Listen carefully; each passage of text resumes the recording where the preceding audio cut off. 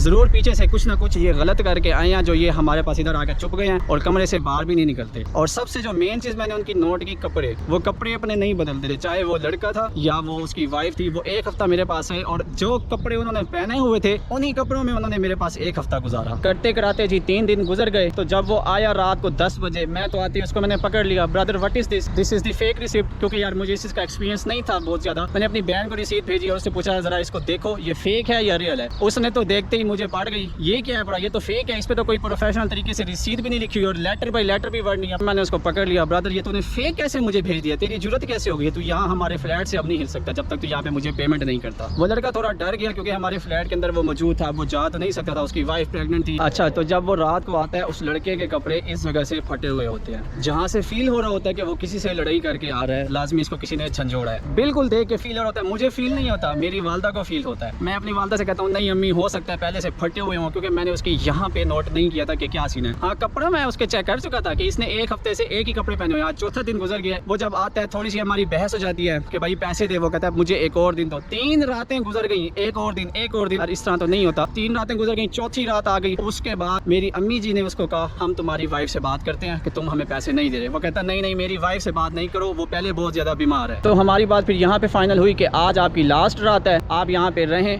इसके बाद कल अगर आपने हमें पैसे नहीं दिए तो हम आपको यहाँ से निकाल देंगे, नहीं चाहिए हमें पैसे तुम्हारे। और मैं अल्लाह को जान देनी है, मैं उस खुदा की ज़ात से डर के कह रहा हूँ। मैंने इस लड़के को यहाँ तक कहा कि भाई अगर तेरे पास पैसे नहीं है, if you don't have money clearly tell me, be straight with me, don't try to make me fool, brother clearly tell me I don't charge you anything, you will live there free of cost, no problem for me. मैंने उस लड़के को यहाँ तक बोला कि आप यहाँ पे फ्री में रह सकते हैं अगर आपके पास पैसे नहीं है। हाँ सच बता, जो बात है मुझे सच्ची बता। आगे से वो शरारत कहता है no no no no no no brother, I have money, I have in my cryptocurrency account, I show you my USDT, give me one more day, I will bring tomorrow, actually bank was off। यानी कि मुख्तलिफ ड्रामेबाजी उसने लगानी शुरू कर दी, मुझे नहीं समझ आती क्यों। अच्छा, तो जब उसने मुझे कहा ना I have money, यानी कि मैंने उसको यहाँ तक बोल दिया कि मैं तुझे फ्री में जगह दे रहा हूँ, तू रह, लेकिन मुझे सच बता दे कि तेरे पास पैसे नहीं है। उसने कहा नहीं मेरे पास पैसे हैं, मैं तुम्हें कल ला के दे दूंगा। खैर वो एक रात थी, उस रात इसके पास पैसे नहीं थे खाने को। ये जिस जगह सो रहा था पार्टीशन की हुई थी हमने अपने रूम की, तो मुझे मैसेज करता brother can you please give me 5 दिरहम, मुझे व्हाट्सएप पे मैसेज करता।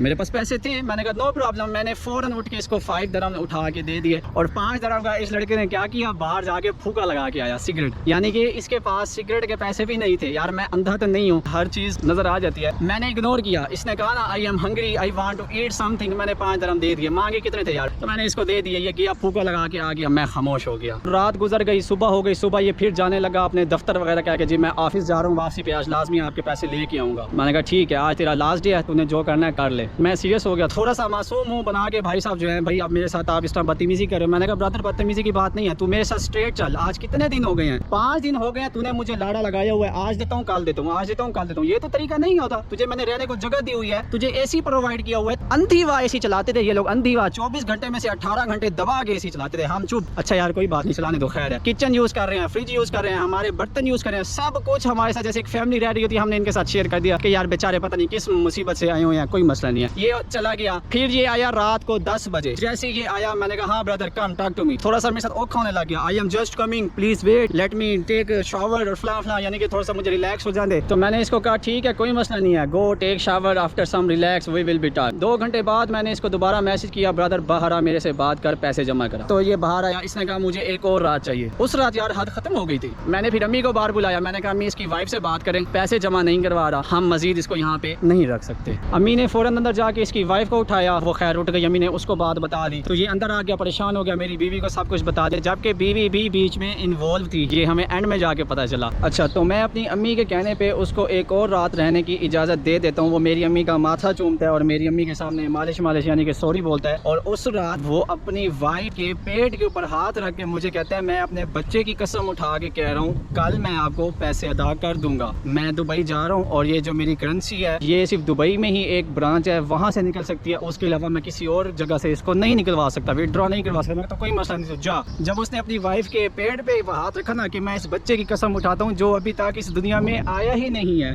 वहाँ मुझे थोड़ा सा झटका लगा, यार इतनी बड़ी कसम ले रहा है। मैं खामोश हो गया, मैंने कहा ठीक है। रात के 12 बज गए लेकिन वो लड़की भी ना आई, ना ही उसका हस्बैंड आया। तो मैंने अम्मी को कहा अम्मी हम लोगों के साथ बस हाथ हो गया। और मैं उसके बाद उस लड़के के साथ स्टिल कुछ दिनों तक व्हाट्सएप पे मुसलसल राब्ते मेरा, और मैं उसको एहसास दिलाता रहा कि तुम्हें अपने किए पर शर्म आनी चाहिए और तुम्हें इतनी भी हया नहीं है, अपने होने वाले बच्चे की भी तुम्हें जिंदगी की परवाह नहीं है। तुमने अपनी वाइफ के पेट पे हाथ रख के मुझे कसम दे दिया कि मैं इस बच्चे की कसम खाता हूं जो कि भी दुनिया में आया ही नहीं है, कि मैं तुम्हारे साथ फ्रॉड नहीं कर रहा। एक हफ्ते तक वो मेरे साथ राब्ते में क्यों रहा? क्योंकि उसकी वाइफ का पासपोर्ट मेरे पास था और उसने मुझे कहा था कि मेरी वाइफ की हफ्ते बाद टिकट है। तो मैं इस इंतजार में था कि अगर इसकी वाइफ की टिकट है, एक हफ्ते के बाद अपने कंट्री वापसी जा रही है, तो अभी तक पासपोर्ट मुझसे क्यों नहीं लिया? बस वो मुझे बार बार व्हाट्सएप पे यही कहता था please give me my passport otherwise I will bring the police. मुझे ये भी धमकी साथ चढ़ा रहा हो कि मैं पुलिस को लाऊंगा और मैं पुलिस को बताऊंगा, जबकि उसने अपना पासपोर्ट खुद मेरे हैंड ओवर किया था। इस तरह से उसने हमारे साथ फ्रॉड किया और अपनी वाइफ के पासपोर्ट के चक्कर में मेरे साथ राब्ते से रहा। एट द एंड क्या हुआ, मैंने अपने ब्रदर इन लॉ को बीच में इन्वॉल्व किया, तो उन्होंने उसके साथ डील की। तकरीबन कोई 2 से 3 हफ्तों के बाद वो लड़का हमारे पास वापस आया,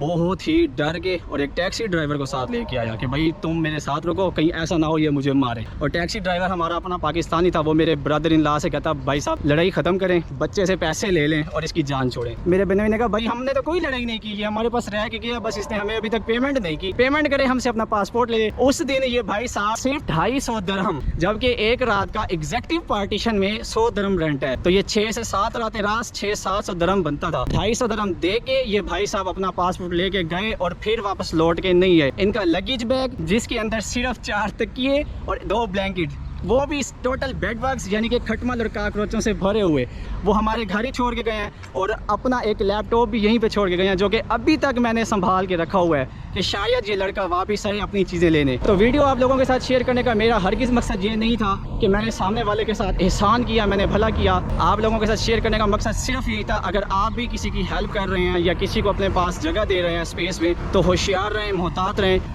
इन लोगों से जो कि कस्में खाते हैं, बड़ी बड़ी बातें करते हैं। सबसे पहले पेमेंट लें, उसके बाद आप दूसरा काम करें। विदाउट पेमेंट आप किसी को अपने घर एंटर नहीं होने दें। ये हाल है दुनिया का कि अपने बच्चे की कस्में खा, कलमा पर नबी की कस्में उठा, खुदा की कस्में उठा, इतनी बड़ी बड़ी बातें कर, इतनी बड़ी बड़ी कस्में उठा। एट द एंड आप लोगों ने देखा कि वो सीरियन कपल था और सीरिया के कपल ने मेरे साथ क्या किया। मैं एक्सपोज बिल्कुल नहीं कर रहा सीरिया को, 5 फिंगर्स इक्वल भी नहीं है। दुनिया में अगर अच्छे लोग हैं तो दुनिया में बुरे लोग भी मौजूद हैं। अल्लाह और रसूल की तो मैं बात नहीं करता यार, मैं सबसे पहले बात करता हूँ इंसानियत की। उसने अपने होने वाले बच्चे की भी परवाह नहीं की जो कि अभी इस दुनिया में भी नहीं आया। मैं उसकी कसम खा रहा हूँ, खुदा ना खास्ता अल्लाह ना करे कल को मेरे उस बच्चे पे कोई असर हो जाए, कुछ भी हो जाए, तो मैं क्या करूँगा। उसने ये भी नहीं सोचा, अरबी था वो, मैं ये नहीं कहता सारे अरबी बुरे नहीं यार, लेकिन दुबई में बहुत तरह का स्कैम हो रहा है। जितने यहाँ पे रूल्स एंड रेगुलेशंस ज़्यादा हैं, जितनी यहाँ की गवर्नमेंट इस मामले में स्ट्रिक्ट है कि किसी के साथ बुरा ना हो, उतना यहाँ पे चूना लगाने वाले हज़रात मौजूद हैं। आपसे मुलाकात होगी एक नेक्स्ट व्लॉग में, तब तक अपना ख्याल रखें, मुझे इजाज़त दें। Okay bye.